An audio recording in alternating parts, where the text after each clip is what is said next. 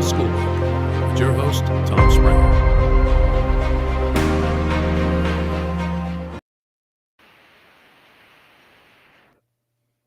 Hey everyone, welcome to Stuff I Never Learned from the Schoolbook. If you're looking at the bearded one, it's Monday night, 7 p.m. Central, 8 Eastern, 6 Mountain, 5 Pacific, 3 out in Hawaii, 5 a.m. tomorrow out in Indonesia, and about 9 a.m. out in Australia. Welcome everybody to Stuff I Never Learned from the Schoolbook.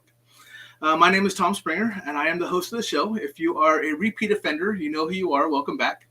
If you're a first-time offender, welcome to the show. I'm glad to have you here. If you have any questions along the way, as I always try to tell folks, ask. You're never going to know anything unless you ask the questions. My guests are fantastic, but they're not not all of them are mind readers. Some of them could be, but feel free to ask the questions, because if you're asking a question, others will probably have questions as well. But anyways, I am going to go ahead and get these two ran into here. Still working with the StreamYard or the Restream stuff, so I'll be sure to bring them up here as quick as I can. But let me see if I can get the screen up and running, and I can bring in Ron Yacovetti and Lourdes Gonzalez. So let's see if I can get them in here. Hey, I got you in here. It worked. How y'all doing today? Good. How are you? Good. Normally we have a little bit of time beforehand to talk, but we both kind of got in here a little late. Kathy, I don't know. You'll have to ask that. Kathy's asking me right now if Facebook is running.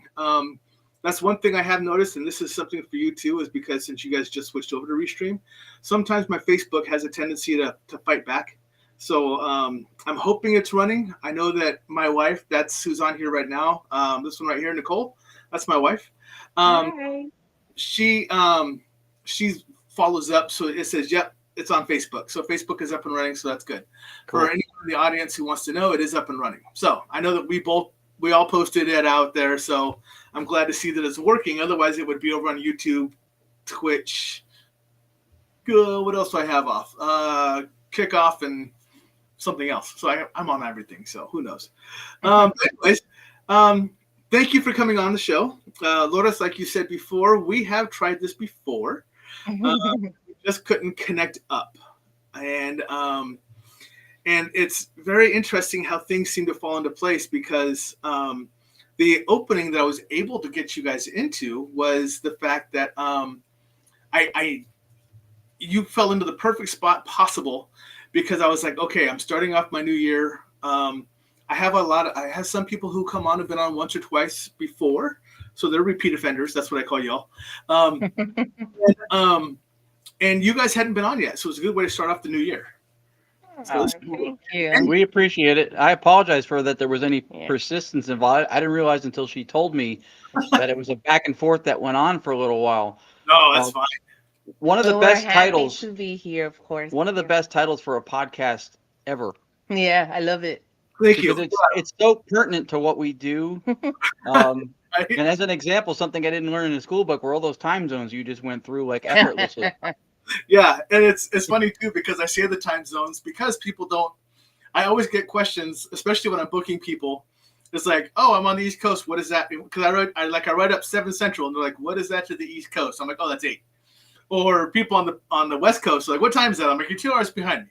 So I kind of help them along as they watch the show, so they know when we're going to be on. I'm good domestically. When you went into like Indonesia and everything else, I need a map. I don't know how he's doing this. Yeah, it's kind of normal for me. I'm kind of the messages you and I had back and forth, I identified me as a self-proclaimed nerd, and I am.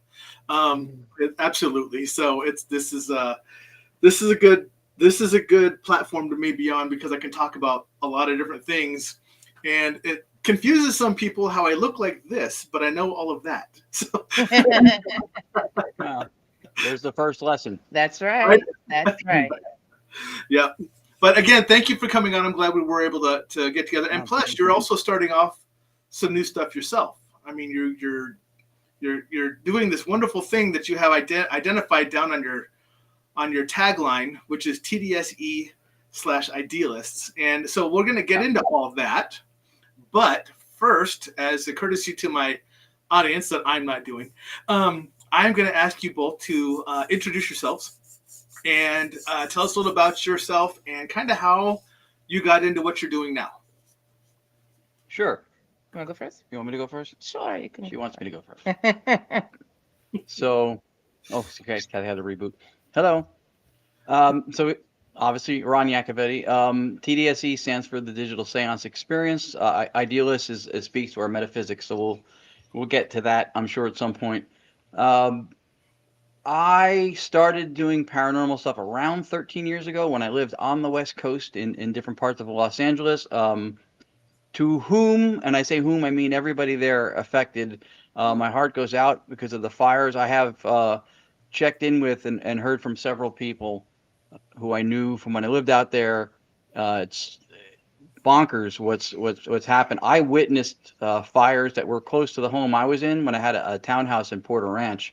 Mm. There was a fire that was up the hill, and it's unnerving to be driving and seeing the whole hill glowing orange. Yeah.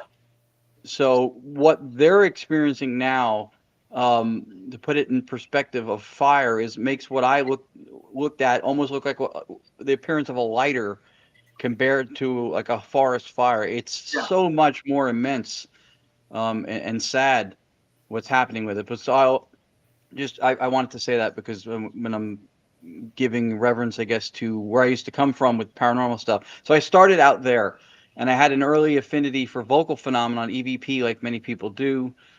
I did the Glen Tavern Inn in Santa Paula, California, with a handful of people. The late Debbie Constantino, who was amazing, and Chad Lindbergh from Fast and Furious. I know he had that one show with John L. Tenney for a little while, which I can never remember. And he was doing it was a spirit box session on the third floor of the hotel, and everybody introduced themselves. And then the last two people went, and then he goes and, "Hi, my name's Chad." And it was maybe 20 seconds, give or take. I don't know. I always tell the story 15 to 30 seconds because I don't remember. It was very quick. And a voice went, "I know Chad." And I went, "What is that? What is he using? And where do I get my hands on that?" Right. And I was hooked. This real time thing to me was completely new. I had no idea you could do anything other than record it and listen to it later. Right. So I had an affinity for ITC. Um, Flash forward, everything in ITC, the most prominent things, the most identifiable methodology was the spirit box or the ghost box, derivative of the Frank's box. And the people who were at the forefront of ITC were building boxes, different versions of boxes, and still to this day. And they're amazing what they do. But I'm not that guy. I don't solder and build because if I soldered, I would be high-fiving you with fewer fingers. I can attest to that. Yeah. So out of what was an inadequacy to be able to do that, I looked at other things and I came across direct radio voice, which was fathered by Friedrich Jurgensen, who was one of the pioneers of EVP research, who championed in Konstantin Rodove, who was also a Jungian-based philosopher, idealist, and Marcello Bacci, who made it most famous. Now, all the original pioneers that started vocal phenomenon to this day, I think, have passed. The only, including Ernst Sinkowski, who coined the term instrumental transcommunication, or in Europe, TCI, transcommunication instrumental. The only one left is Dr. Annabella Cardosa in Spain now, and she's the one who mentored me into it. And so I found direct radio voice through her, which was just a vacant channel on an open AM shortwave, medium, longwave frequency, no sweeping, no nothing, just static on an empty channel.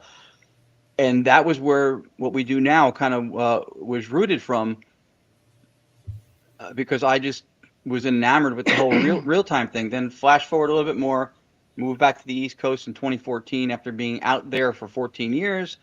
Was in a group, not in a group, in another group, not in a group. We met. Here's the group. You go. For me, well, my name is Lourdes Gonzalez, and I was born in Brooklyn. And I was born into the paranormal, like many of us, like all of us, really. But my family practiced espiritismo, which is a form of mediumship in the Caribbean. They were physical mediums, and my immediate family, though, did not practice, which is my mother, my brother, and myself.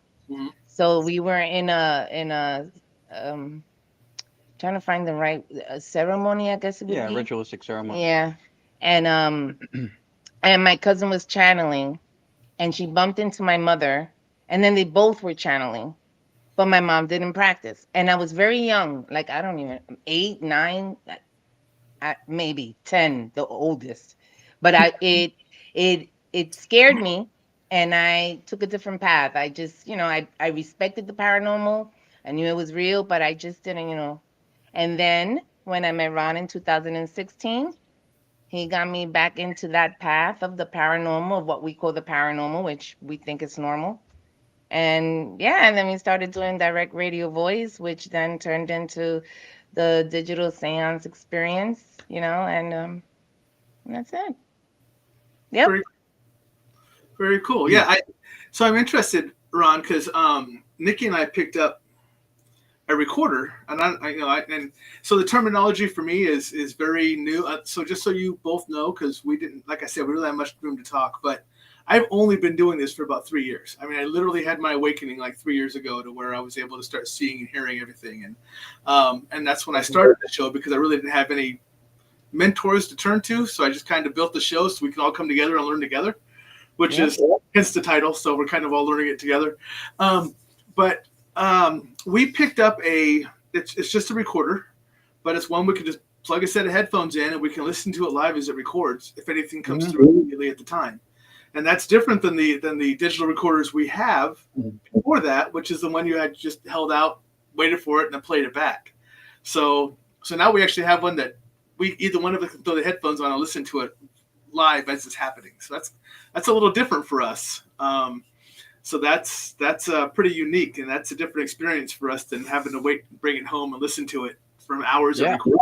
So, yeah, absolutely is. Yeah, the live listening is interesting. It does allow you to have the conversation while you're still there. Mm-hmm. Right, and it almost makes me wonder: is that sorry, I have pen and paper as well because I take a lot of notes when I talk. No worries. Is that? Sorry, I always get bothered when I'm doing this too. People want to come in and talk. But is that something that is beneficial for? I mean, I know it's beneficial for like just immediate feedback, but like we have some people that love the Estes experiment and stuff like that, to where they're just listening to something that comes through. But would that fall along the same lines that they can use it in that format if they wanted to? Our digital seance method, we've used it. We did it at the Hinsdale House. We did an Estes experiment with it. I don't think it's necessary. I'm not a huge Estes fan, probably because, well, for two reasons. One, we were introduced to it through somebody else a few years back. So probably 2017 or 18, we were doing it a lot because it was brand new to us. Right. And now it became popular that now everybody's doing it, but I'm kind of over it a little bit. And one of the reasons is that the advantage to it is that a criticism of Spirit Box or Ghost Box or any ITC is that you're hearing what you want to hear. Right. You go, what's my name? And you go, hey, they said Tom, because that's what you want to hear. Right. So when you take the headphones and the person hearing the sweeping box is not privy to the question, then you're foolproofing if somebody in the headphones who doesn't know you asked that question says Tom. Right. It removes that hearing what you want to hear, pareidolia, wishful thinking stuff from the equation. And for that reason, I like it. Right. One of the reasons I've grown not to like it is if you observe it enough, and at least it's in my experience, it seems like there's a disproportionate amount of vocals that people report hearing when they're doing that with the headphones compared to when they're doing a regular Spirit Box session. I understand that the headphones noise canceling makes it easier to discern, but I feel like the gap between the few words they hear on a normal Spirit Box session compared to the endless paragraphs that they're spewing out sometimes on Estes, I feel like it's disproportionate. I feel like sometimes maybe there's a little bit of liberties being taken. Again, nothing that I can substantiate, but it's something I'd noticed. So I'm not as keen on it. She likes it. I, on the other hand, I love it actually. Yeah. But it's just a different type of, it's another method of communication. So it's cool to do it because we have done it and it was cool, right? But the thing is that with the Estes experiment, for me personally, I would have to really trust the people that are doing it. Right. That's That's one thing, because I do understand that some people, they really intently listen and they hear voices, whereas others tend to, and maybe no fault of their own, tend to go into a trance because of the and Right. so they may be spewing out these.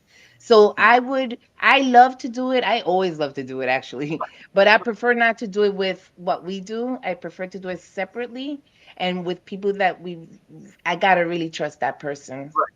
Yep. Yeah. Yep.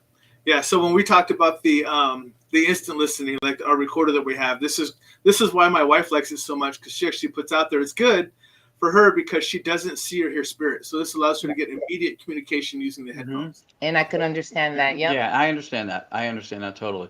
And then she So does I say, don't. and then she I does say don't she see has them a either. hard time hearing and picking out specific words during the Estes. It does. She hears a lot of the mixed garbled, and when she does the Estes, it's hard for her to make out words at all. So that's interesting for her as well. But yeah, it's so you have two. Math is hard for me right now, apparently. I said two and I held up three fingers. So that's why, I laughed at myself in my head. You're doing it with the right people. We didn't catch it. That's because I had my hand further down, so I didn't even pay attention to it.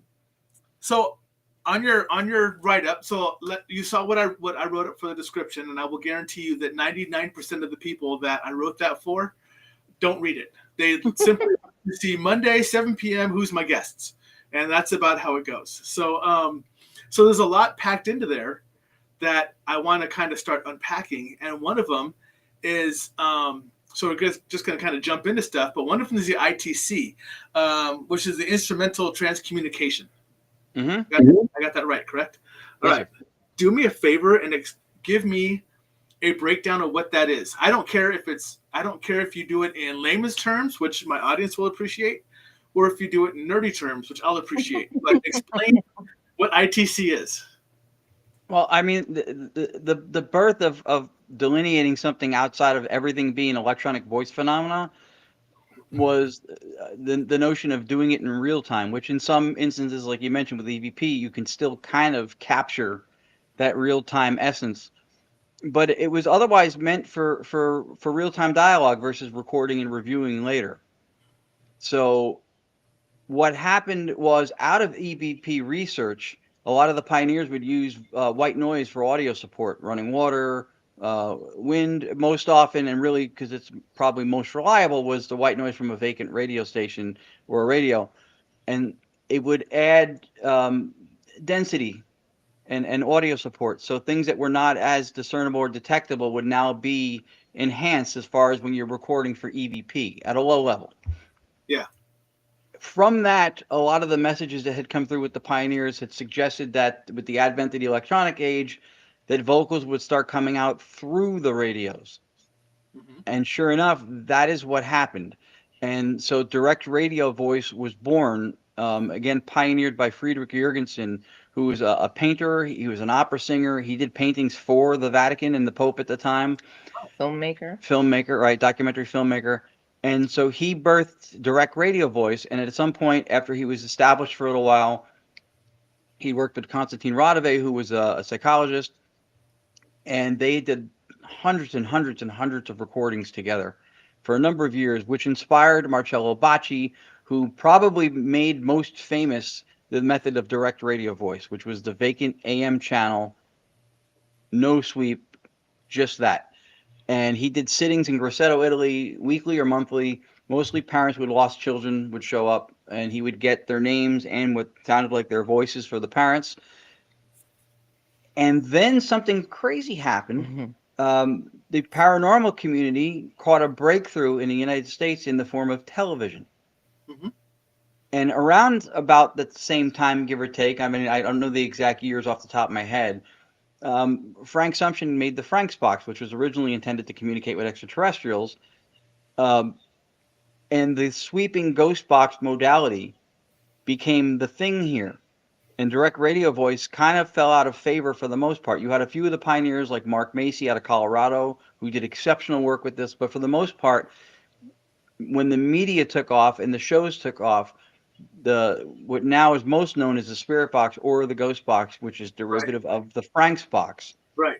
became what I call the Q-tip of the paranormal. And I call it that because the actual thing you put in your ear is a cotton swab. But we call it a Q-tip because of the brands become synonymous with the thing. Right. Yep. True. The ghost box or spirit box has become synonymous with ITC, so that's what people know. Okay. And it was through media and television that happened. This could be an unpopular opinion, and as much as I do say that they work, they are effective. I don't think it was a progression of ITC because I think direct radio voice, what Bocci was doing in Italy, was far more efficient. The efficacy of the method to me is not comparable. What he was getting real time back and forth, like a conversation on a phone almost. Right. And to be a progression, you would have to have a topological evolution of Right. building upon, building upon, building upon. And the sweeping box took the white noise and the static, empty, no radio emission concept and added in vocals from broadcast stations that were fragmented from the sweep for the purposes of manipulating the sounds to make words, which we can get into later because that's a whole other clash with physics thing. And that became the standard, and that's what everybody knew from television in 2019. Because I was not the soldering build box and do all the blinky lights and stuff. I can't do that. Right. When I found and then was mentored into direct radio voice from Dr. Anabel Cardosa, we started doing just that, just with a radio. And we got really good vocals after a while, just with a radio. Then we tried heterodyning and blending frequencies and using a mixing board and tone generators. Yeah. We did everything we could possibly try to do for a number of years. At some point, a couple years into it, a gentleman named Keith Clark from Paranormal.com introduced us to the software setup, which is a scaled down version of what we now use. He introduced us a bare bones version of it so it wouldn't overwhelm us, but it did what it was supposed to do, which was to do everything you do in review normally with audio capture, to slow it down, to denoise it and amplify it. It did all that in real time, which is what you want to do in ITC. Right. So we used it a little bit. And then we abandoned it because it had this like aquatic noise floor thing. I was like, I don't know. And there were voices in there, but Yeah. it was too many. It was too many. I could understand the voices. When there's that aquatic sound, if you really listen intently, you start hearing the voices, and there were too many. So he abandoned it, right? We went back to the purest, just the radio. But Yeah. then we talked, and she's like, there was something to that. So we went back to it, and then we started again with trying everything that for someone with a formal audio background might have seemed counterproductive or counterintuitive, but we weren't trying to mix Beyonce's last hit. Not for lack of trying. She doesn't return my calls. But we were doing something out of the box different. So that's what we tried, literally everything we could conceive of. And then a few years later, we ended up having something that seemed to work, that wasn't noisy, that allowed for longer, clearer messages. And that's kind of to date now the same modality that we're operating off of. And what it does for the credibility of it is also that two of the main criticisms of ITC where you're getting radio bleed through. When you're using a box, you're using a radio. Radios have voices. You're getting voices. That's your anomaly. Maybe it's not an anomaly. So we moved to a white noise generator to have a closed circuit system, so there's no receiving of radio, there's no signal reception, it can't record. It runs through an interface, and then it goes through the same software setup that we had developed and went bonkers with for a few years. So there's no possibility of contamination from a signal whatsoever. So we took that cynical low-hanging fruit off the table. And the only other thing we looked at that was to unpack as a criticism, which seemed valid, was that white noise is random. And you can always discern patterns in randomness. So maybe you're not hearing words. Maybe they're just warbles and artifacts, which there's a level of truth to. However, to say first off that we can discern patterns in randomness is not a statement of debunkery. It's an appeal to our intellect. That's how syntactically, referentially, contextually we communicate. Because we hear sounds forming cohesive words that we understand in a language that we know. And that's communication. We don't ever hear the cat go meow, meow, meow, meow, and go, oh, look at that, he wants more treats. Right. So that part, no. The other part is that and this is something I think the paranormal community does a lot. I know it happens in science. Is we use the word random a lot, but random, yeah, it's an empty drawer. Random is what we say when at the time it is not plausible or possible to Right. calculate or model all the factors that are involved in something. So we say that it's random. White noise is not fundamentally random. It's affected by charged ion particles, electromagnetic fields, quantum fields, deterministic speech, in our opinion, based on what we're hearing and voice print matching. So it's not fundamentally random. What it is computationally irreducible. At the time, it Right. can't be calculated. You could say the same thing for something as run of the mill as the coin toss at the Super Bowl, right? They go, it's a random toss. No, it really isn't, right? Yeah. You have angle of the toss, you have wind speed, barometric pressure, angular momentum, gravitational forces, but they're not going to have a team of scientists out there trying to figure out the coin toss. So they go, it's random.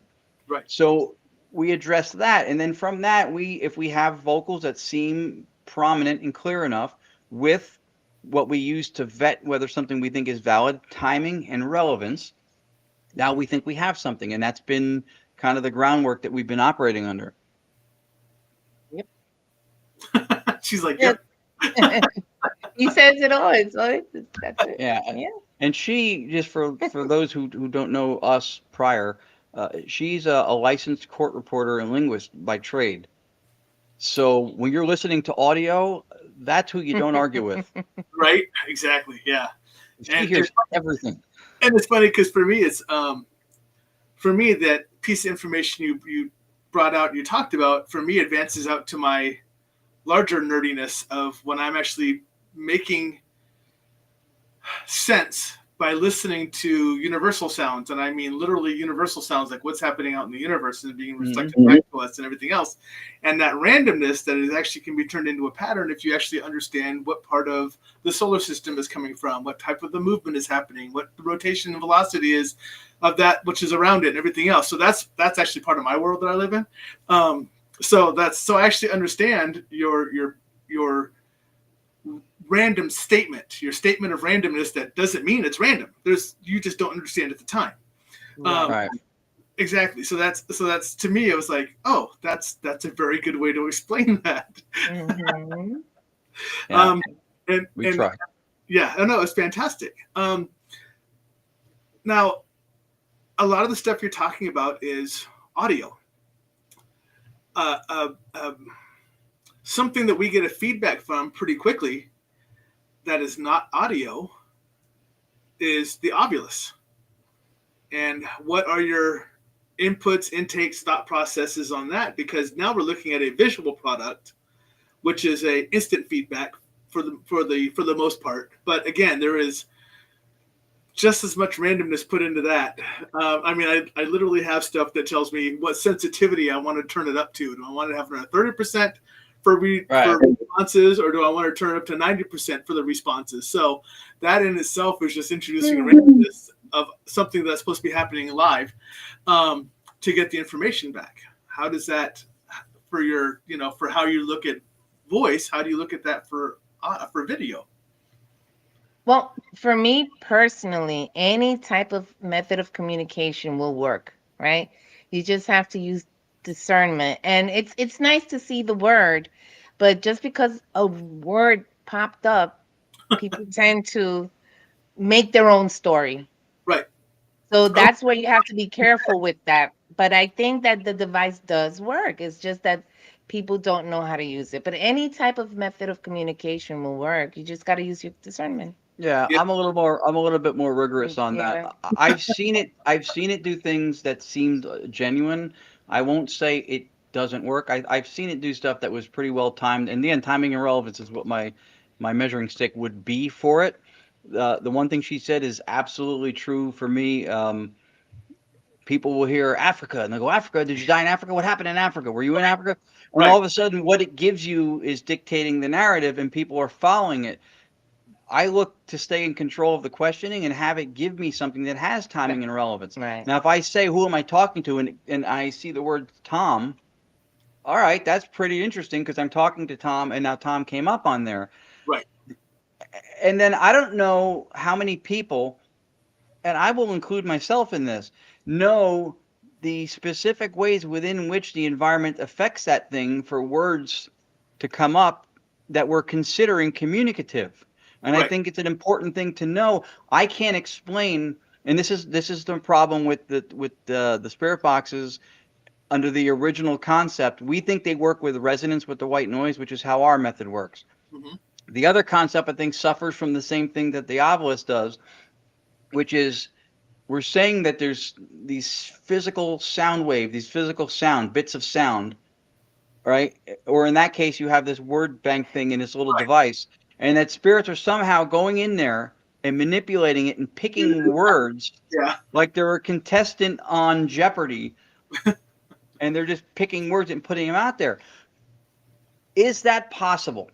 Sure. Sure. Yeah. But I've not heard one reason to lean into it, right? So there's this idea that's called the flying spaghetti monster. You could say that the things that happen out in space, the rotations of the planets, right, gravitational forces, everything, right, lensing, you could say that that's not happening for the reasons we think. It's this big spaghetti monster who's doing all this stuff with his noodly appendages, right? You could say that. There's no reason to believe it. You can't debunk it. You can't prove it's not true, but you can't prove that it is. So is there a reason to lean into it? Yeah. So with the ghost box, for me, it's tricky because you're saying that certain sounds have to be in certain places at certain times and make certain words to answer the question that's asked at a certain time. And that these fragments of sounds, these allophones and phonemes, these building blocks of words have to be in the right place with a random sweep going all over the place. And then spirits are moving them around like somebody playing Scrabble on crack, putting letters together. And there's no latency in the process. I think from a physics perspective, that completely falls apart. But Yeah. with the obelisk, though, the obelisk, perhaps the device gets manipulated just like phones do, even back in the days. Maybe there's something, and since it has words somehow, just like Yeah. a phone. I understand the ghost Yeah, yeah. boxes. I'm there with you, but with the obelisk, I believe that it does work. It gets the device gets manipulated because it has words in there, just like a phone would that they leave messages or Right. anything else. So I do Yeah. believe that, yes, I don't but you dis- just got to use it. I don't disagree with her. Where I'm a little bit more rigorous with it is I How? believe that Yeah. spirits manipulate it, So and right. that's very open. And to me, it does what's called spiritual bypassing. It's the ghosts just know how to do its stuff. Yeah. If you don't know how it's doing it, Yeah. it's But to me it's that's a big happened. explanatory gap in what's going on. Hmm. Yeah. So But basically, we right do. there is I'm what sorry, I. I was just gonna say, but we do know people experience it, so somehow it's happening. But yeah. Yeah. So Ron, right there is where you and I experienced the fact that that's where we use the word "ma'am" for her. Yeah. Just so we know. So, Yes, ma'am. I mean, I agree, and I do understand what he's saying because he's right. Yeah. But I it's, do yeah. feel No, that they can. but it's also but I have I'm of a mixed concept here because one is sure it has so many words loaded into it that it can use to its benefit to talk to us, but Mhm. are we interpreting it correctly when it does come up with a word?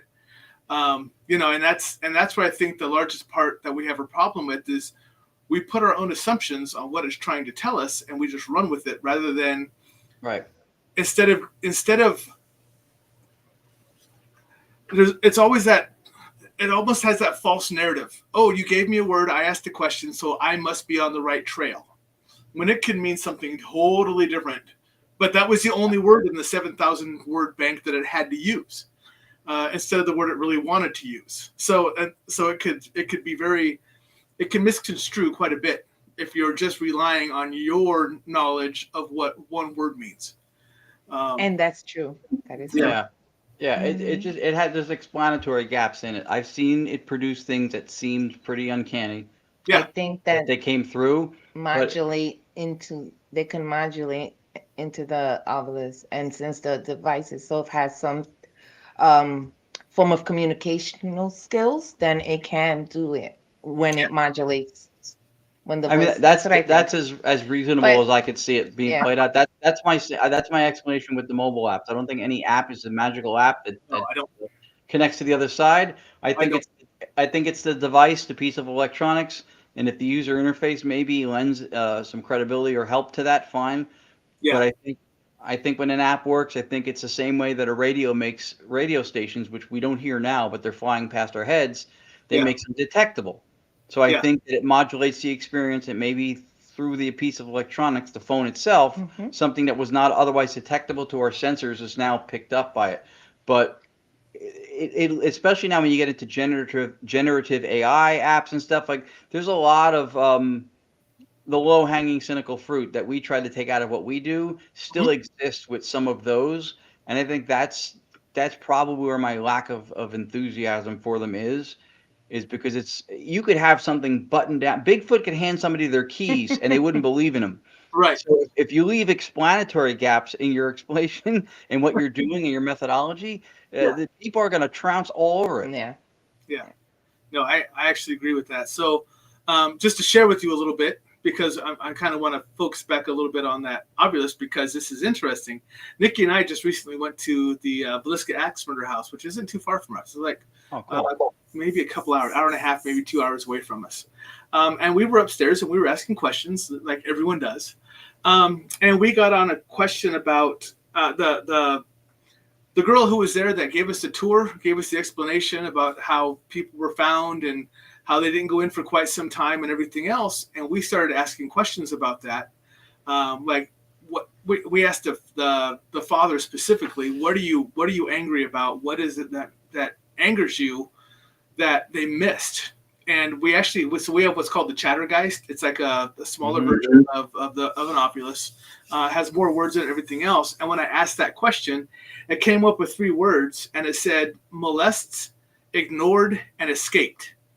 And I was like, oh, that's very interesting that, because there's some speculation that one of the children could have been molested, and everyone ignored what was going on in the house, and the person escaped and was never caught. So I thought it was very interesting that my Ovilus, my Chattergeist at the time, that's what it responded to me with. But again, it was very cool to ask the question of the dad, what are you mad about? Why are you, what's mad about not this case being solved outside of everyone getting killed? But those 3 words responding right away. But again, leads me to very cool story, but what's the likelihood it was answering my question versus it having 3 random words out of 17,000 that are posted? Well, I think the timing and relevance gives that story a lot of its credibility, because those are the instances that I would say when, it would turn my head and you go, It was better credence to me. That's exactly how I felt about it. So it was something that we asked, we got an answer, and I was like, okay. And then it kind of went silent.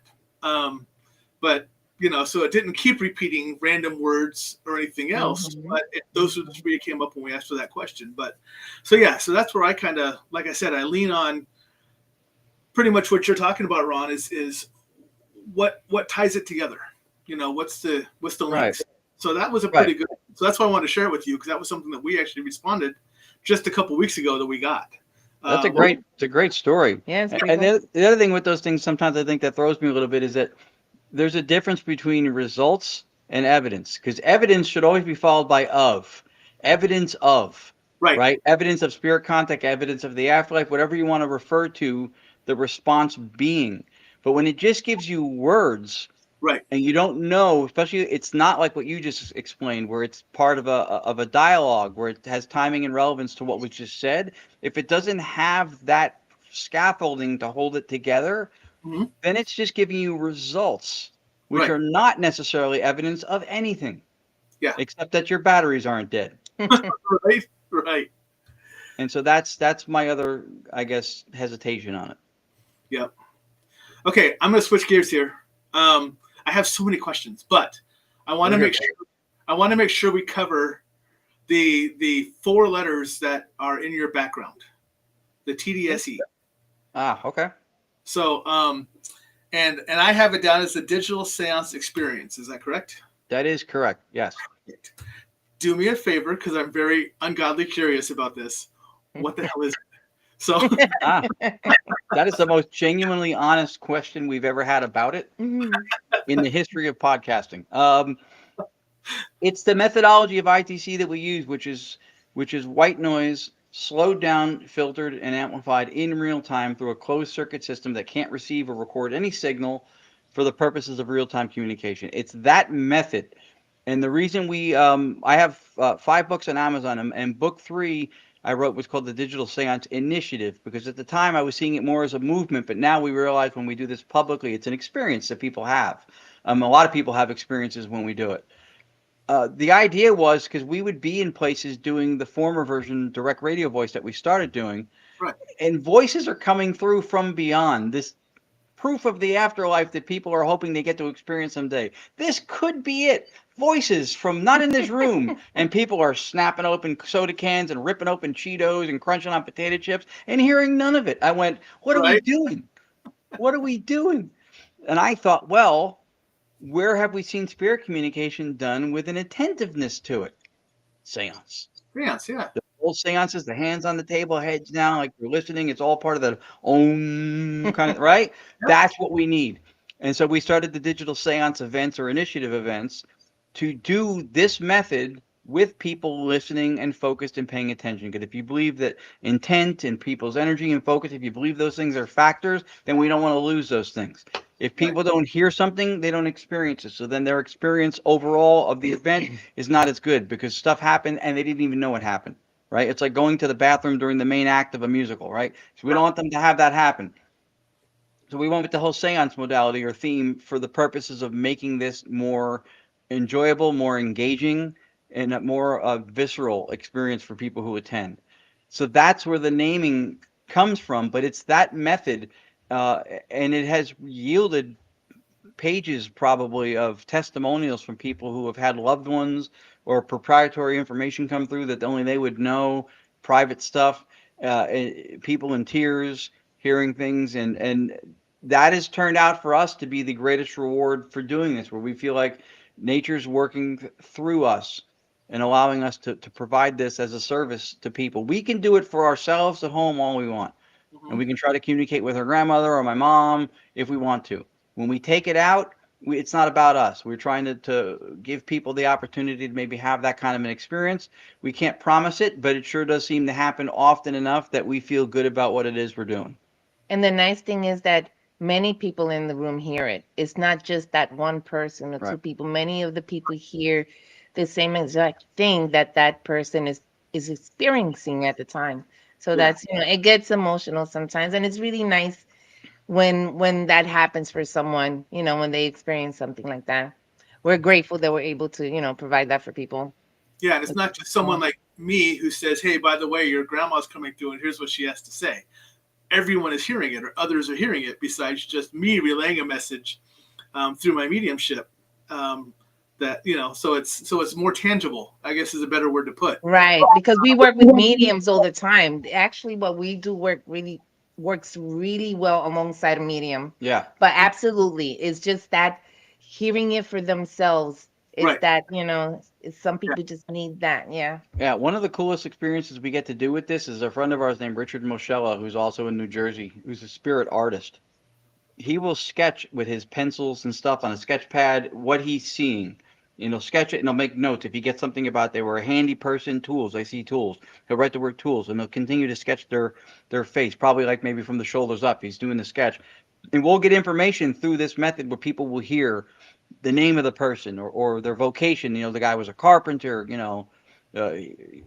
North Carolina, and he lived in North Carolina, whatever. Certain things will come through from us, that the tangible audio things. Then he'll turn the sketch around and it will relate to somebody who is sitting there, and it will match, it will correlate with the information that we got. Very cool. Somebody will pull their phone out and go, that's Uncle Ed, and he was a Yeah. carpenter, and that's almost what he looks like. It's the essence of what he looks like. So we find anytime we can collaborate with a medium who does what you do with this in tandem, as long as we do it in a way that one is not taking away from the other, It elevates the communication. yeah, it seems to be really elevate effective. it. Yep. Yeah. Yeah. So it sounds fantastic. I'm on board. I want to buy one now. But the question is this something that you're saying this is something that you take around for others and everything else? Is it literally like a box? Is it like a necromancer box? Is it like a spirit box? Is it like, I don't want you to give away proprietary information, or I don't want you to any copyright, but what is it? I mean, is it something you built with your bare hands that you can take other places and it sets up somewhere, or you know, what is it? And I'm very much, like I said, I'm a nerd by heart. I need to know this information. Come on, Ron, show me the information. Well, it's a laptop, and the white noise generator is external. That Okay. part is external. And then go ahead. Yeah, so we use multiple white noise generators. It's got an interface that feeds them into the computer, which has the software filtration, then it goes to a speaker. It's portable to where we can bring it to places. We brought it to the UK last year. We're we going back this year to present and lecture at the Festival of the Unexplained. So it is mobile. It's not a box or a device. It's a method, and it will probably at some point be something that will be available to people. We don't know if it's going to be through like a consult where it could be taught or learned how to put it together, and like maybe a blueprint or a mapping of these are the things that it uses, and you put them in this order, and these are the settings for each one. We don't sell it for two reasons mainly now. One, because it was designed for research to see if we could duplicate what Marcello Bacci and others were doing with direct radio voice in Europe. And secondly, if at any price point I sold it, if I say I told you, give me $1,000 and I'll send you a computer and it's all set up to do this. Right. Anything that went wrong could be your fault. Could be something I did on setting it up that's wrong. Could be a number of things. You touched something, I didn't do something right, whatever. I would feel culpable. I would feel responsible to troubleshoot and help because you paid me to have this. Right. And we don't have the time or the infrastructure to do that. Yeah. And the licenses too. And then there's licensing to some of the components involved too, which, you know, even if that's circumventable, let's say, mainly because we wouldn't have the time and the resources to step up and explain it and teach it and troubleshoot it mainly for folks. So there will probably be a way at some point when it will be learnable, maybe like I said, through a consult or a mapping where people can kind of assemble it and it gives you the layout of here's where everything is, this is how you do it. And perhaps a class, no? Perhaps something along those lines, you know, but right now we're not poised to do that quite yet. So right now there's someone in my audience, his name is Bill Slevin, and he is like, I will give you all the money in my wallet right now. I know. I don't know Bill personally, but I know who he is. I've heard good things. I'm actually going. So I'm actually his Midwest director for the PERS team. Right on. Yeah, and I'm actually getting to go out to Orlando for the MegaCon, February 6th to the 9th, to go see him. So I'm actually going to meet him in person finally. And the rest of the team, as many's going to be there. So yeah, so it's fantastic that I actually get to go see these people because I like you, I get to see them online and everything else, and I've had them on my show and I talk to so many people.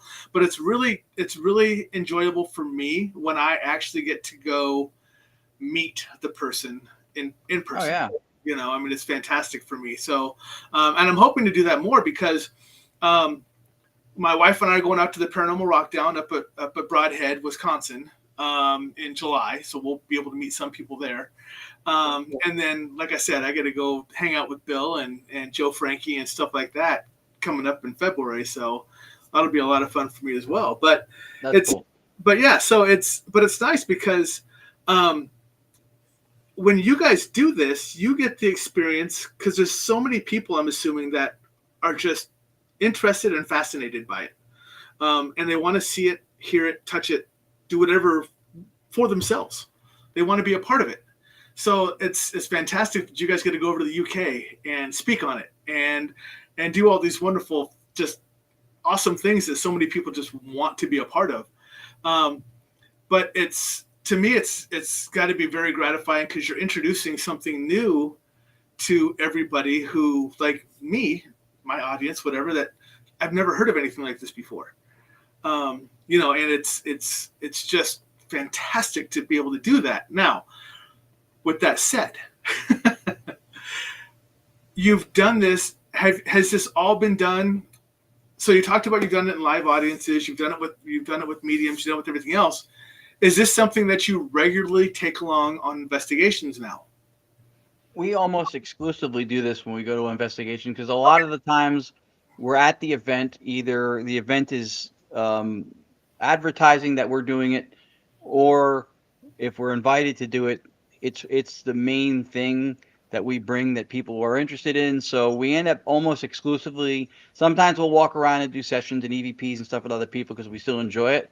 Right. But a lot of times, so it's mobile, but it's not mobile to the level of a box where you can pick it up and go from room to room. Right. Once you set it up, I mean, you could move it around, but it's almost that's very sweet. We even do it here. Yeah, Sometimes he wants to take it to holiday parties. bring it wherever. Yeah. So you could move it around, but to me, once we're at a location and you run it, it doesn't matter if I'm in the basement or upstairs. I mean, we can sometimes take a Bluetooth speaker and move around so that we can do it in another room, but we don't have to move everything as long as the speaker's within range. So we've done that before. We did that for My Haunted Manor USA with Daryl Marston. That I think is now going to be on Amazon Prime and Paramount Plus. We did 2 episodes, but we were on 3 of them doing this with them there. And that was how we had done sessions in the basement. We were on the 2nd floor, the main level, and there was the original wood slats for the floor. There's little gaps between them, so the speaker would work just fine if we went below that room. So we brought the speaker downstairs to the basement, but we left everything else running upstairs, and we conducted sessions seamlessly that way. But yeah, I mean, that's one of the things that's been cool too, is that we've gotten to meet so many really nice people. We've gotten to go to a lot of events and speak on this method of ITC and share it and give people these personal moments who come to the expos, and because we do it interactively. We don't just set up equipment and we're not selling equipment. We're not just there to show clips. We'll actually, at every expo we can, if we get our own room, we'll do closed door sessions every hour on the hour for 30 minutes. Shut the door and then actually let people communicate and run sessions there. They can ask their questions, you know. Yeah. Kathy would like to know if you've patented this idea. No, you can't. You could do a patent on it, but the 2 of the problems with doing the patent is that there's a lot of individually licensed parts that go into it. I don't know if that would run into conflicts there. And then for a while, because we were in development on it, we didn't want to put into public record the whole setup of what we were doing because we weren't even done with it, and we're really not done with it yet. But but I mean, it's at a point now when like I said, if a mapping and a consult and something that was explanatory to let people learn how to do this, that could be coming. Really, the difficulty with it would again be we don't have the time and the infrastructure to share it, teach it, and support it. Right. Yeah. Right now. And another question I had, because you said, well, you guys play with it right there. Am I hearing that your house is haunted? Is that no? But I love that you asked that, because we won't, on the strength of anomalous vocals, consider any location to be haunted, because it's not enough of a criterion to say that a location is haunted. It is one aspect, one vertical of what could contribute to a haunting or be a part of it, but it's not enough to do that. Because we can do it here, if we turn this on, just like if you do EVP, almost anywhere you could get voices. You can get voices anywhere. It's just like you being a medium. If you get a message, just because you're in a certain place doesn't necessarily mean that place is haunted, right? Yeah, it drives me nuts too, because it seems like every time I come on a show, someone wants to. I close myself down before my shows just so I don't get interrupted. But every once in a while, they just want to kind of talk and see if anyone's home. So and I'm like, oh, I'm busy right now. So, but no, that's an interesting concept, because I don't think a lot of people look at something that way. They think if you're getting a voice, that place has to be haunted. And that's and that's something that a lot of people that I know, just in general, don't have that connection with. I mean, or that disconnect with. They think, oh, well, you're hearing a voice, that place has to be haunted. But why? Why do those two have to be put together? I think in one aspect, it's because we, through what's the metaphysics of physicalism or materialism, we associate these things with being a part of or adhered to a structure or a location. So anytime something happens like that, it sounds like a haunting. Thereby, it's a haunting. because people hear voices. But it's if you investigate and if you take the whole cross section of all the different types of data and methods that people can do to gather information, investigating an actual haunting, Mm-hmm. a lot of times when teams would get called in to help residentially, it's not because of anomalous voices. It's usually a lot of other things. Right. And we've gone in before on residentials as a second line to maybe get answers, maybe try to get names and see if it correlates with either who lived there before or family members or something. But if you have a haunting that's going bonkers and Right. stuff is flying off the wall and your children are swinging upside down from their feet on a ceiling fan, we're not the people to call. No, we're not. Yep. But if you believe in collective consciousness, which is what we believe in, Yep. we are within collective consciousness and we're immersed in it. So the voices are always around us, just like radio frequencies. It's just that we can't hear them. So we need a method that it can modulate into the whatever device that you may be using to be able to hear those voices. Yeah, and Whether it be whatever it is, I've had that explanation to somebody else I've had to use because we have a store around us that is it's a crystal and everything else store. But everyone in there has that energy that they believe crystals work for certain things. They work that, mediumships work, that they believe in what we believe in.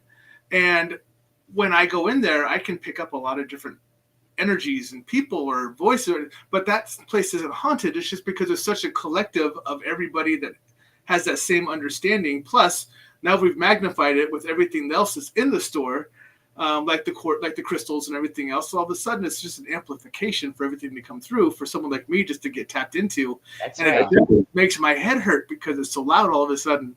So I do want to bring this up because Todd posts on here.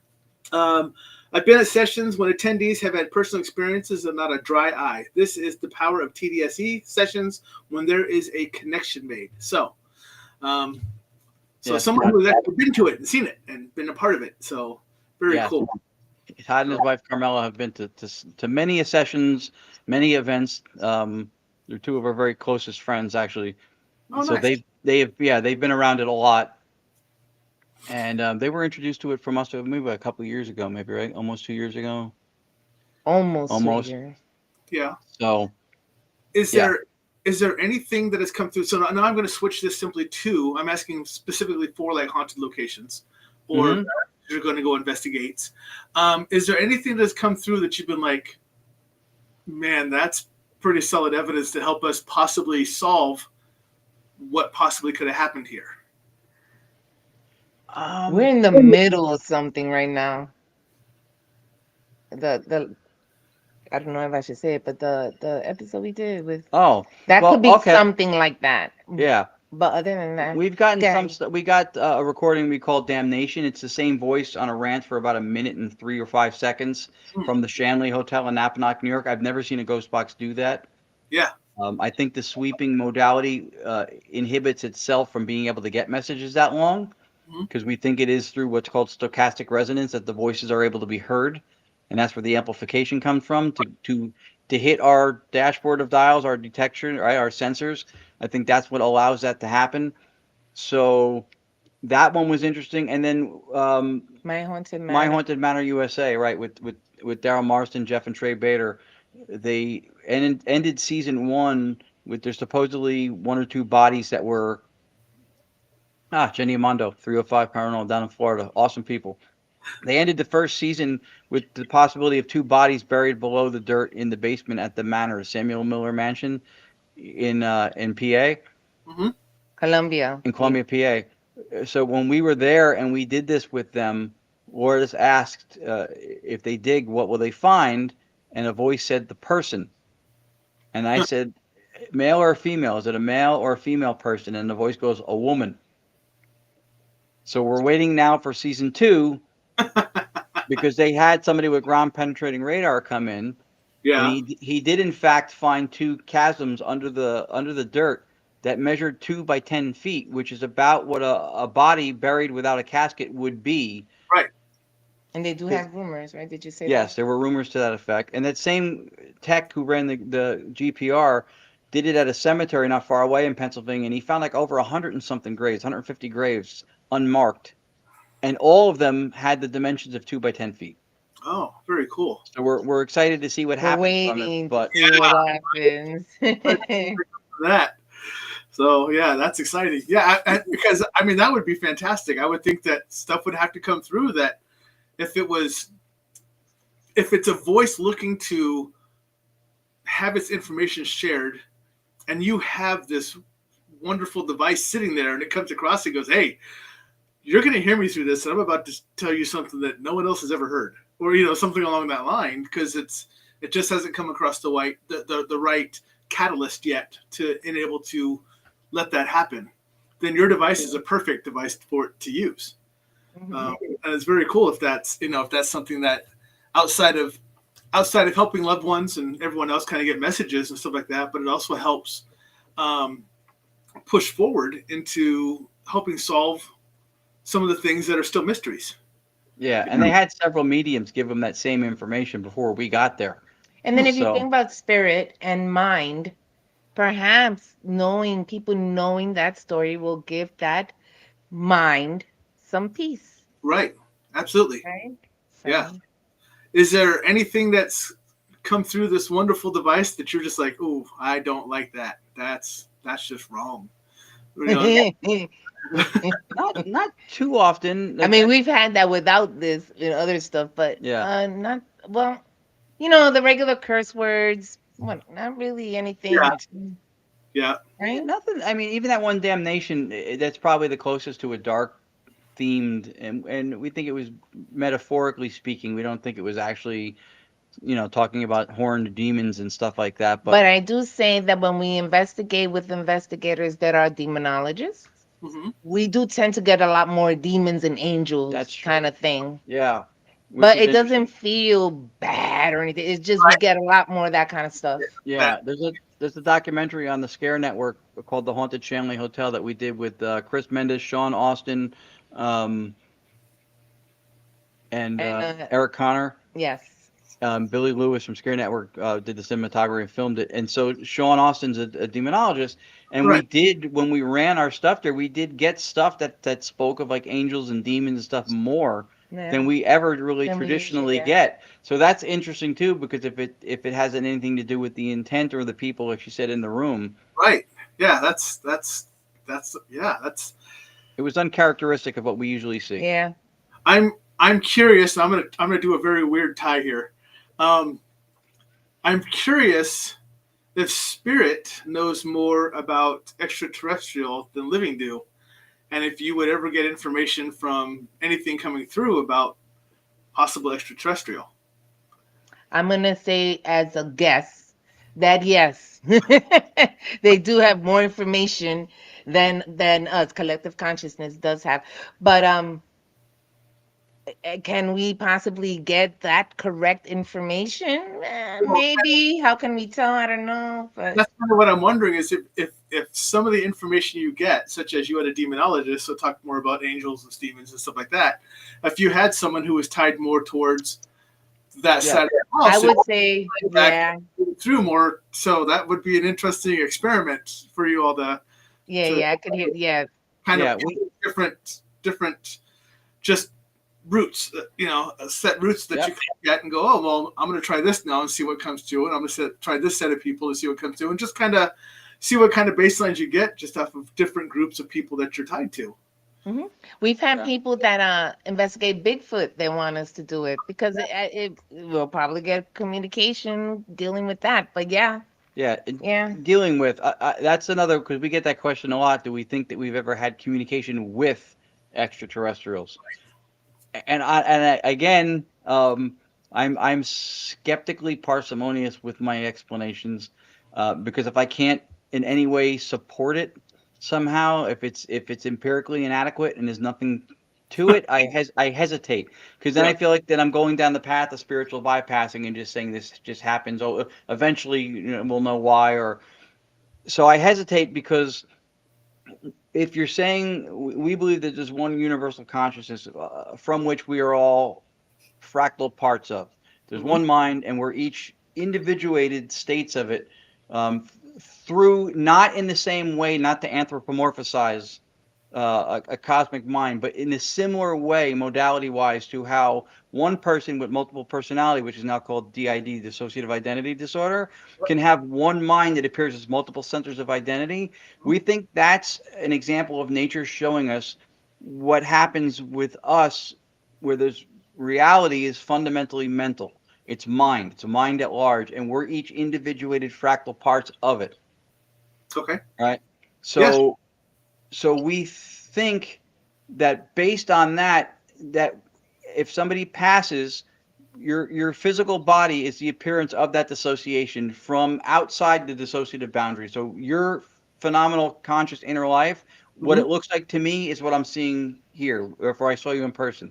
Right. Your appearance is the appearance of that dissociation. When we pass and we have physical death, then we believe, again, this is under idealism, which is not something we invented. Idealism is No Spinoza, Jung, it goes back, right? Schopenhauer. ways. Yeah. So we think once you have physical death, then the continuity of life, the survival theory is that your consciousness continues. It reassimilates back into mind at large. So it's a contribution. Your experiences and every qualitative state that you've been through, those things get input back to mind at large. So the archetypes which Jung talked about, like the hero and stuff like that. So there's archetypal templates for communication as well. Right. That which is why you can translate English to German or Turkish into Japanese, let's say. When you're talking about an extraterrestrial race that could be from another planet, from another galaxy, of a completely different type of species, Mhm. you're talking almost the same as if we tried to say you could translate dolphin into human. Right. It doesn't have the same syntactical rules. It doesn't have the same empirical references. Like if I say I have a streaming show, you know what that means, because empirically, as a reference, you know what a stream is. You get Right. the example of the metaphor. It assumes a lot to say that something from another planet, another galaxy, that's a completely different species that does not have the same archetypal templates can just come down and all of a sudden just get the language and just be Right. talking to us through our method, which does not have a translation component to it.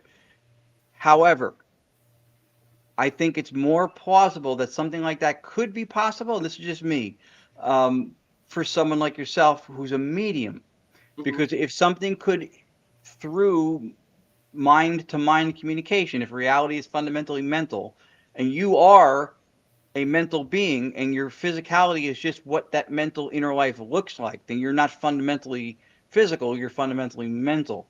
So if mental stuff can mix with mental stuff, then to me it's reasonable that maybe if something from somewhere else like that could in some way mix with or manipulate your inner cognitive functions, it could, and this is how mediums often describe getting symbols, Mm-hmm. right? It could get the parts of your brain that don't communicate to represent to the parts that do symbolically, showing you something like what happened. It happens in dreams. You could Mhm. have a dream that your backpack is in a river and it's getting away from you and you're running, you can almost get it and you almost get it, and maybe that's a message that it's your mind is trying to tell you that you need to get moving a little bit quicker. You know, what's important to you is getting away from you. It's running away. You don't have control. Something, that's the message. Right. But it represents it to you that way because it's not the part of the brain that can communicate with language. So it represents it to you so that you interpret. Right. That way, I think possible that a medium could have a translation from something else that maybe can mess with your inner cognition and give you the message. Right. Through electronics like we do with no translation, it seems it's an appeal to magic, I think. Yes. Yeah. But like I said, you can though get information that deals with that topic. Right. Like you wouldn't be I don't he's right. You wouldn't be you don't directly communicate with aliens or Bigfoot, but if you have a group of people who investigate Bigfoot or aliens, the likelihood of information that of answers that you would get with timing and relevance would be about that topic. Relational to Right. that, yeah.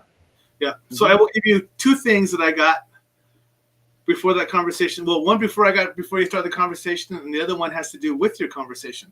The first one about the conversation, the very start of this was you mentioned people asking, can you hear extraterrestrial through your device? The instant answer I got that came through to me was no. It was very quick. It was very simple. It was very no.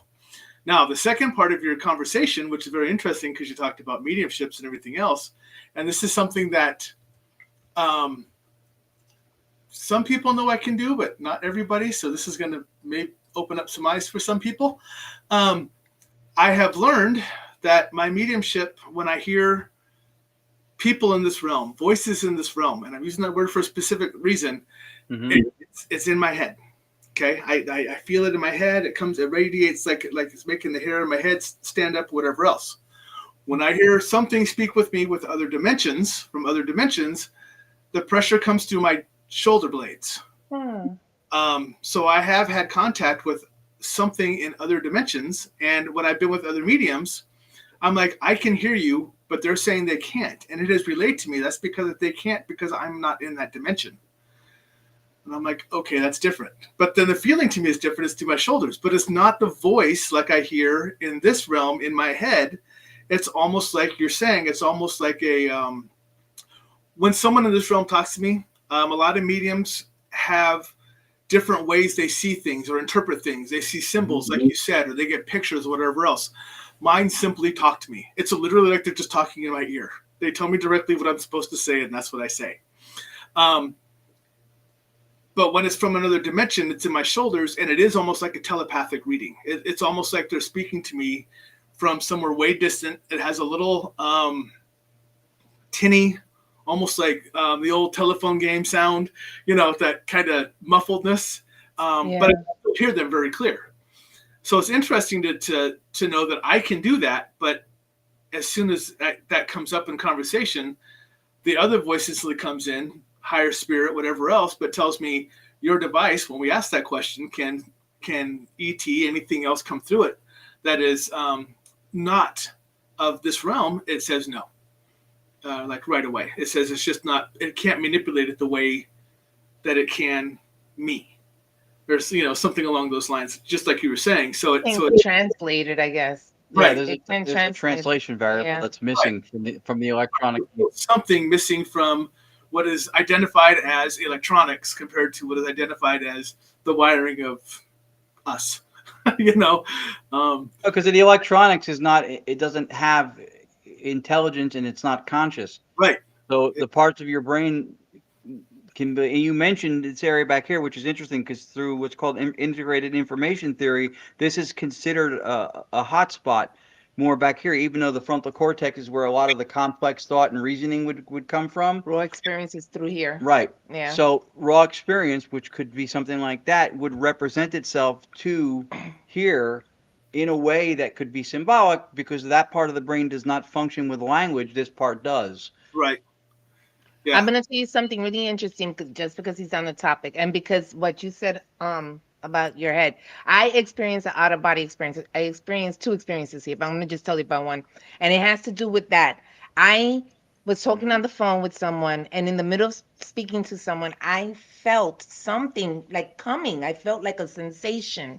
It was so strong, and it came, and what it felt like to me, that it came in so fast that I projected out, right? Then I couldn't breathe. And I felt like I was somewhere else. But I can feel myself in the other place. Right. But I was seeing a memory of something that. And then when it was done, the message was done. Then whoop, I went, and then it felt like if I went back in, I was able to breathe. And then I was like, what the heck just happened? Right. But it's very interesting about the head thing. Yeah. With what you said, and then IIT and it's. IIT, integrated information theory, is a way that science is trying to be able to mathematically explain and kind of break down consciousness. Okay.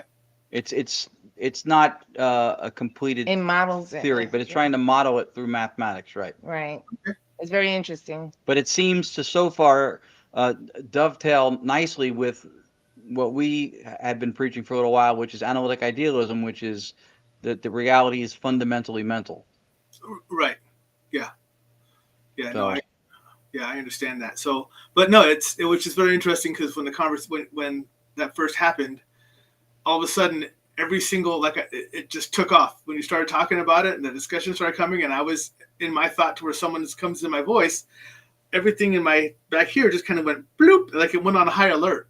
Like it was like, okay, so here's your message about what they're talking about. It's not designed to do what humans do because humans are what created the electronic part of it, and it just can't put that human part of it into that. Right. Which that makes sense. That Which makes is sense. which is important too, because And science science so- fiction science fiction has created a culturally manufactured plausibility of AI being conscious. Right. It's not, it's for a variety of reasons. AI will get more intelligent. It will design versions of itself faster and better than we can, for sure. But intelligence is not the same as sentience. It's the ability to cull and process information with efficiency. It's not qualitative. It's not experiential. It's different than being sentient. It won't develop that, even if you add more intelligence to it. It's like saying, if you believe that, it's like saying I have a 4-speaker stereo system with a subwoofer. If I add another woofer and 4 more speakers, it becomes a flat screen TV. Right. No. If you Right. add more of something, it doesn't become something else. Something else, right? Right. Plus, we have a symbiosis with the environment, right? When a cell replicates, it has all the blueprint. It's parts whole, it's called. We're parts whole. Every cell duplicates. It has all the genome, all the information and DNA that was in the cell that it split off from. It makes an identical copy. So we are self-organizing, metabolistic.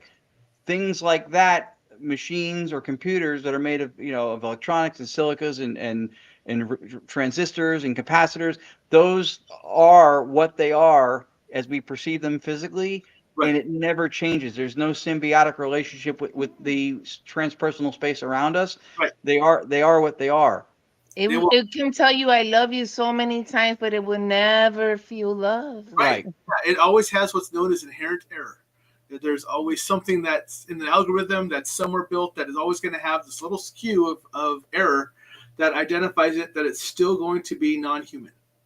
And that's, regardless of how much it believes it is, there's always going to be a little bit of inherent error that is that's identified that says I'm not. I can't be. Why?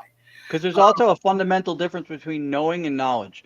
Right. AI is knowledge. It's Right. algorithmic. It's objective information. That's knowledge. Semantic information, comprehension, understanding, that's knowing.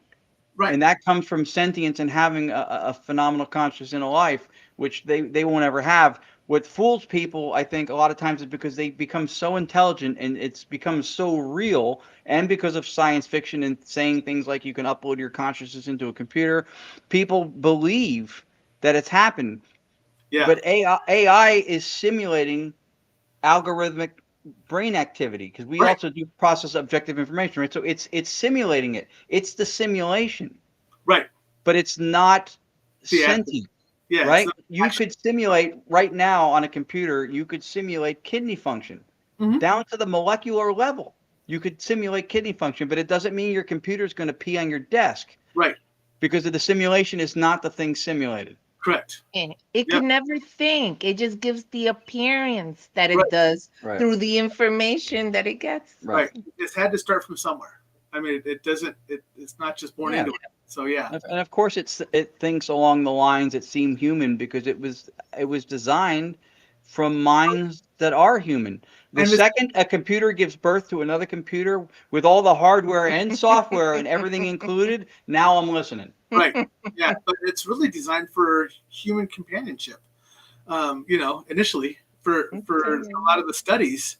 I mean, there's a lot of studies that's designed to help make us better, stronger, faster, everything else. But talking to a lot of the people who have delved into this as well, they're like, it was really designed for human companionship because at some point we can see it now, especially in a lot of the younger kids, their companionship is this. Yeah. So, and they don't have that wherewithal on how to socialize anymore or anything else. So the AI is being designed for human companionship to those who don't know how to function in a human world. But it will not have that same judgment as an AI does because that's not what it's going to be designed for, or as we do, because it doesn't have that function in an AI world. It's just going to be designed as a companion for helping those who need the help. Right. And then to create life from non-life is called abiogenesis. And if it happened historically, it would have been at the onset of the first sentient dissociated beings from mind at large. But it's not something that we're going to manufacture through some materialistic compilation or construction, and then somehow instill sentience or consciousness into it. It's really so far fetched. Oh But yeah, again, science fiction makes it seem like but, it's approachable. right. I say, but so many people feel it's going to happen in 20 years.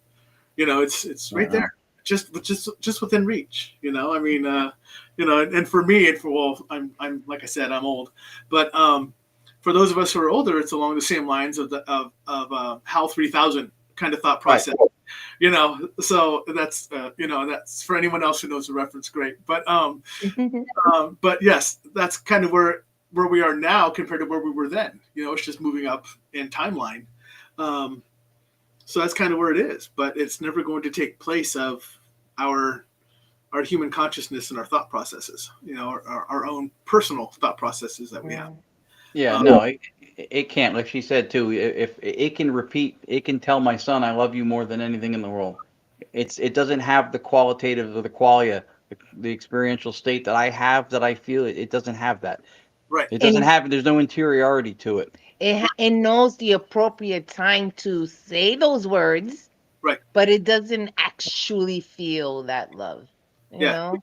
It can understand the scenario. I don't want to say it understands it, but it recognizes emotions as they happen, but it doesn't understand them.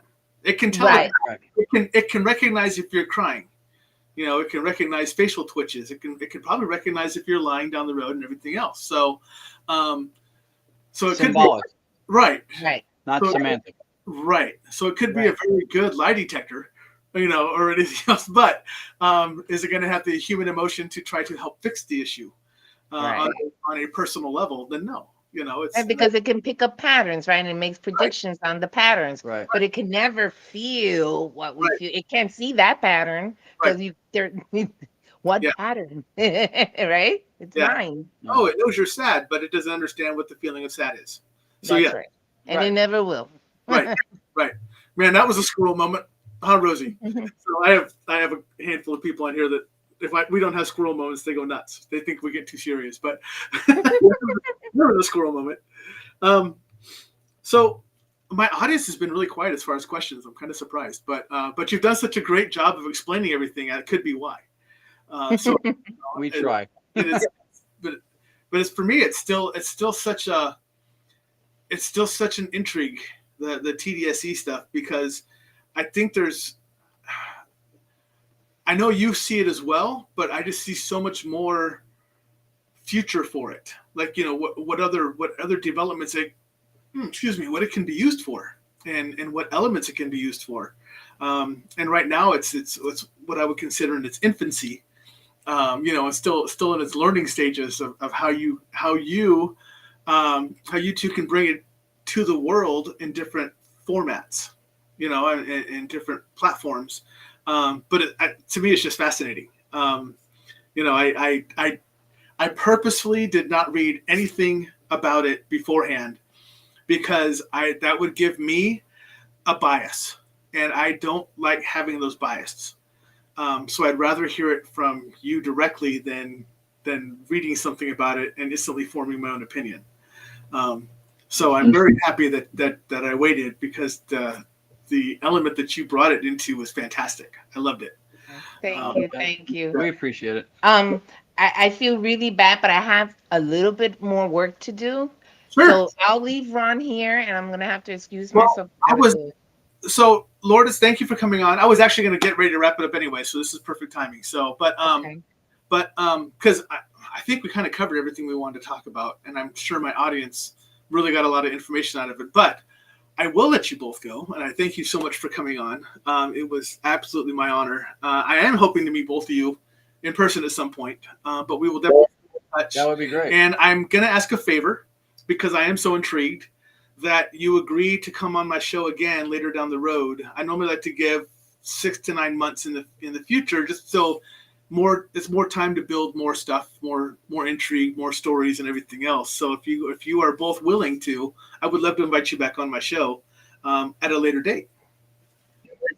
We would love to. Anytime you ask, we'll schedule it. Yeah. This was Thank you. Awesome. We had a great time. We had a great time. Hopefully that was informative. Oh, and it was. entertaining meh, I loved it. Who cares what they thought? No. I'm gonna hear about that from them. Watch. So, but again, thank you for coming on. If you need anything from me, reach out. I will absolutely help in any way, shape, or form I can. Even if you want to use me as a test dummy, feel free. I'm all about that. So, but thank you again for coming on. Everybody say goodnight to Ron and Lourdes, and we appreciate you coming on. Have a great evening, and I will talk to you again very soon. Thank you all for watching, and thank you All right, for thanks, having guys. us. See you later. Take care.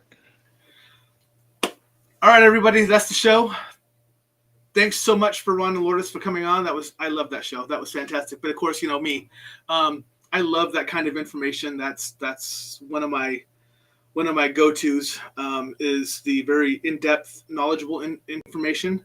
I absolutely love paranormal investigators and everything else, but it helps me tap into my scientific side again that I've been missing for a bit. But just so you all know, nothing has changed. I still got to pay attention to who I have on my next show. So here's all my information on the bottom for anybody who wants to like, follow, and share. For those new people that came on, thank you for coming on. I hope you enjoyed the show. I know you're here for Ron and Lourdes, but I hope you return. And I love introducing new people to the community because you all have information to share with us. And it really is a learning community, which is what I'm trying to build. So this is why it's called Stuff I Never Learned from a School Book, because it is a learning community. And this is why I love having guests on like this. Next Monday, I have on, his name is Josh Hurd. A lot of people know who he is. I met him because he was in the very first place I ever went and investigated, just before I even had my abilities. But he owns something called the Malvern Manor. That's out here in Iowa, in Malvern, Iowa. But he does so much more else, and I'm going to let him explain what he does, or you can just go out and find him. His name is Josh Hurd. Fantastic individual. I've had him on, but it was like really, really, really early, like on one of my first few shows. That's going to be next Monday, 7 p.m. Central, 8 Eastern, 6 Mountain, 5 Pacific.